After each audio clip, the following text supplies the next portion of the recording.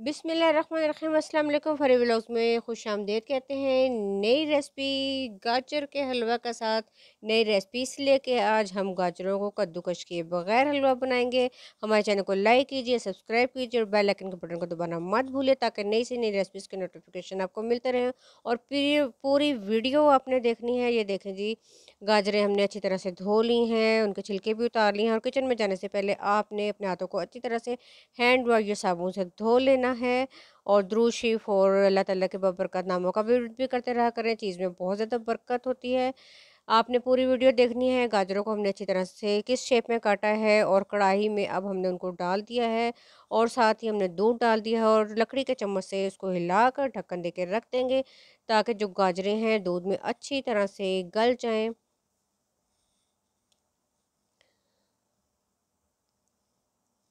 और कुछ अच्छी बातें कर लेते हैं और उन पे अमल भी ज़रूर करना है। मस्जिद ढा दे मंदिर ढा दे जो कुछ ढेंदा, एक बंदे दा दिल ना ढावी रब दिलां विच रहिंदा।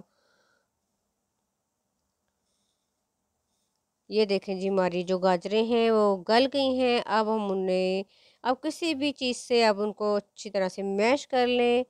आपको नज़र आ रहा होगा कितने आसानी से हो रही हैं। और जब तक फिर अच्छी बात कर लेते हैं कि पत्थर ज़हन गुलाब नहीं हुंदे, कोरे कागज़ किताब नहीं हुंदे, जे कर लाई यारी भुलिया फिर यारां नाल हिसाब नहीं हुंदे। ये देखें, हम अच्छी तरह से गाजरों को ये देखें कितनी अच्छे तरीके से मैश हो गई हैं। अब इसके बाद हमने ये करना है कि दूध में हमने इनको पकते रहेंगी और जब तक दूध खुश्क नहीं हो जाता आपने चम्मच को हिलाते रहना है। और दूध अच्छी तरह से खुश्क हो जाएगा तो हमने सूखा दूध जो है वो 2 कप लिए हैं। गाजरें हमने 2.5 किलो ली थी। और थोड़ा थोड़ा करके हम सूखा दूध डालते रहेंगे। जो नीडो है या जो भी आपने डालना है, नीडो हमने तो डाला है। इससे ये होगा कि खोए का जो काम है वो देगा और बहुत अच्छा टेस्ट हो जाएगा। अब इसको लकड़ी के चम्मच से हिलाते रहें। और ये देखें, साथ चेक भी कर लें कि आपकी जो गाजरें हैं वो अच्छी तरह से गल जाएंगी। और इसको मज़ीद हिलाते रहें। और चीनी जो है वो अपने टेस्ट के मुताबिक आपने डाल लेनी है। और चीनी डाल के उसको मज़ीद हिलाना है ताकि चीनी जो है वो भी गाजरों और दूध में अच्छी तरह से मिक्स हो जाए।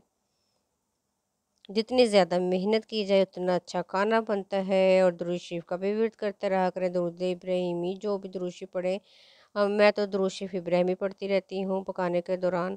और अल्लाह ताला के बाबरकत नाम या खालिको या मुसव्विरो या जमीलो इनका विर्द भी करते रहें। लज्जत ही कुछ और हो जाती है खानों की। ये देखें जी, हम इसको अच्छी तरह से मिक्स कर लेंगे ताकि चीनी जो है वो इसमें अच्छी तरह से मिक्स हो जाए। जब चीनी अच्छी तरह से मिक्स हो जाएगी तो फिर मैं आपको बताती हूँ कि क्या करना है।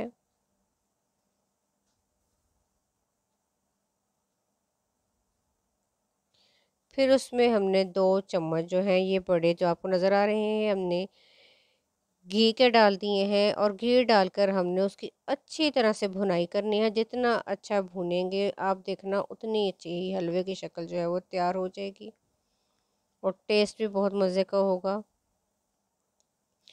बोलते हुए या पढ़ते हुए या बताते हुए कोई गलती हो जाया करे तो सॉरी।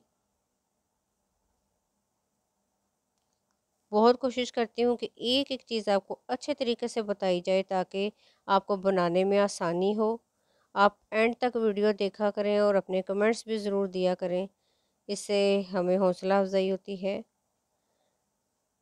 ये देखें, अच्छी तरह से इसकी भुनाई करनी है।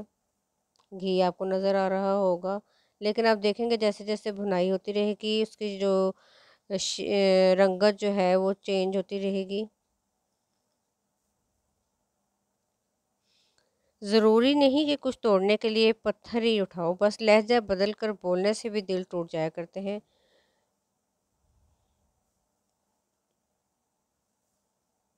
ये देखें कितनी अच्छी शक्ल दिखाई दे रही है। हलवा कितना अच्छा बन रहा है। जो बुरा कहते हैं उन्हें कहने दो, वो सुना नहीं आपने, वो तो इज्जू मंतशाओ वो तो जिल्लू मंतशाओ।